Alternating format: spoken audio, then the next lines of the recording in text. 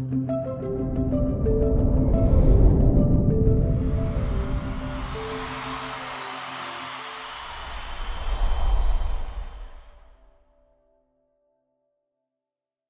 afternoon. My name is Alex Rolick, and this is Michael Saka. We're here to talk about Brandisty.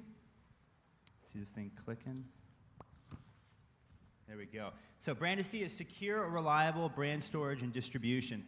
We're coming in from San Diego, and you can find us on Twitter at Brandisty. So the best way to describe Brandisty is to really understand the workflow people are dealing with on a daily basis. It all starts with a designer creating a brand. Designer use these high-end graphics programs to create brand assets and then outputs them to various file formats.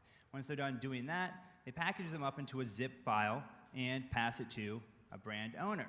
Brand owner now has their brand assets, and they start receiving requests from different people, PR agents, journalists, developers, that all need these this brand assets in various file formats.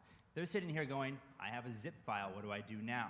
So what they do is they call up the designer and they say, hey, I've got all these requests, can you help me with this? I know you're currently trying to create the next amazing brand, but I need your help with these types of tedious requests.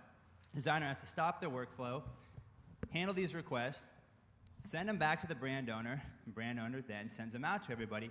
Hopefully they've got the right files to spec. If not, they have to start this entire process over. It's a huge waste of time. So, the same workflow but using Brandisty, the designer would take an asset, put it up here on Brandisty, and next time those requests come in, they could all be funneled right through Brandisty. We handle all of the resizing, the various formats, everything you need around those brand assets right from Brandisty.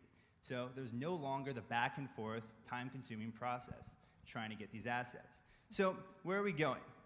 We want to make this as frictionless as possible. We want to automate the color extraction, font recognition around the brand. We want to do individual file sharing. We actually send these assets directly to people. Don't even need to worry about coming to Brandisty. And they've got a very powerful feature we're working on, which is an API for your brand. Let's also talk a little bit about the traction.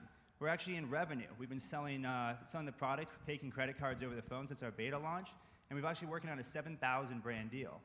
Let's talk about how we got here. Yeah, so we founded Tiny Factory in 2009. We started off as an agency building WordPress sites for various brands. We moved into the mobile web space. We started building larger applications for some really great clients. But we always knew we wanted to be a product company. So first product we built was a language learning application for the iPad for young kids. And we had a great response on it, so we built 6 more. And that year, we also played around with some Chrome extensions for Dribbble, for Instagram. And we've been able to get some pretty good traction. We've been able to learn a lot about our customers releasing product. And people started to take notice and write about what we were doing. But what we really wanted to do and what we were passionate about was solving a business problem. So we kept thinking back to our days when we were kind of knee-deep in agency work, and what was one of the biggest problems that we had.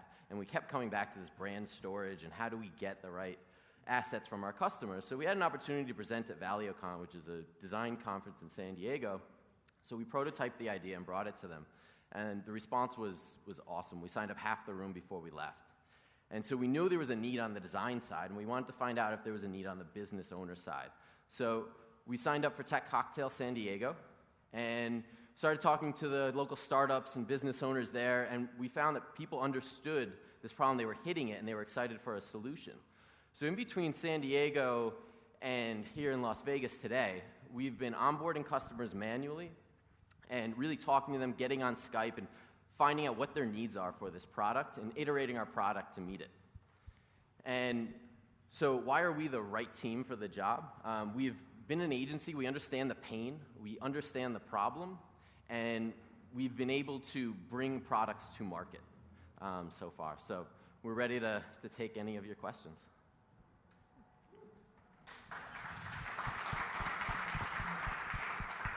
So how big is the company currently? How many clients do you have? And also, look, what's the exact cost of this? Is it basically just based on storage or something else?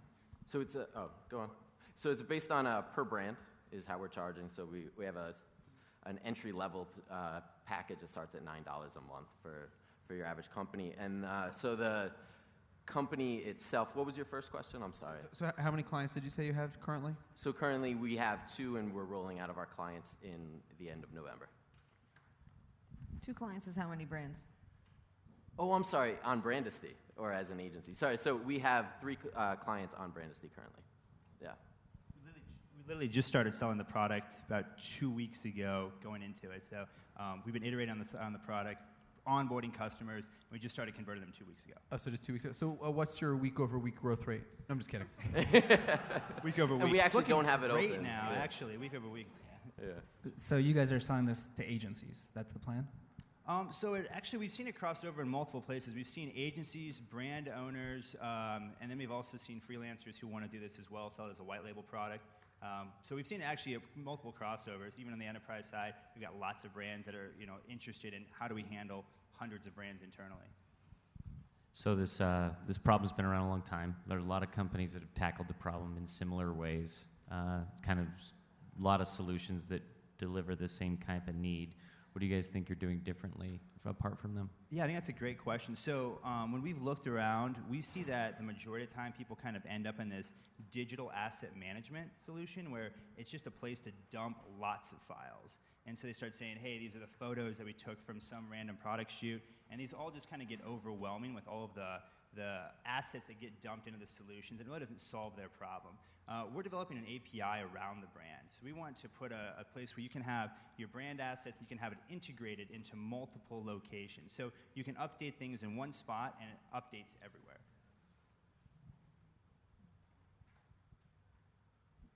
And so have you guys done fundraising yet?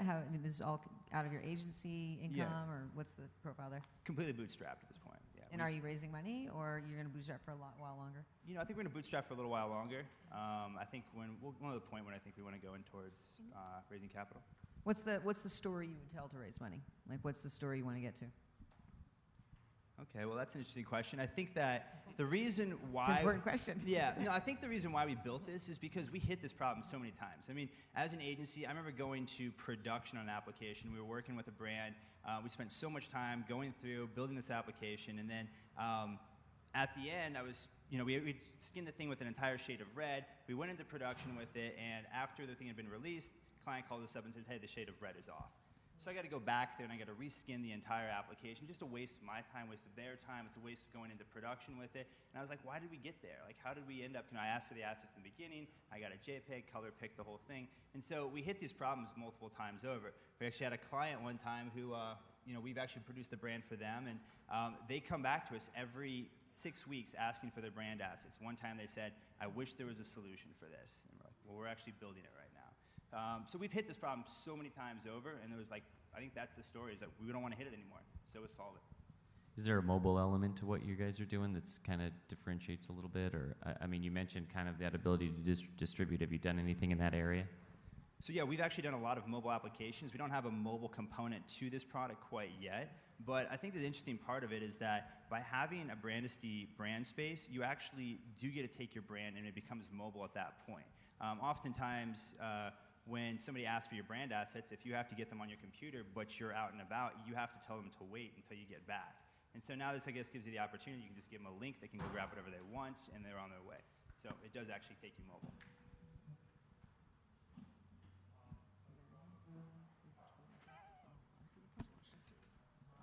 Good job.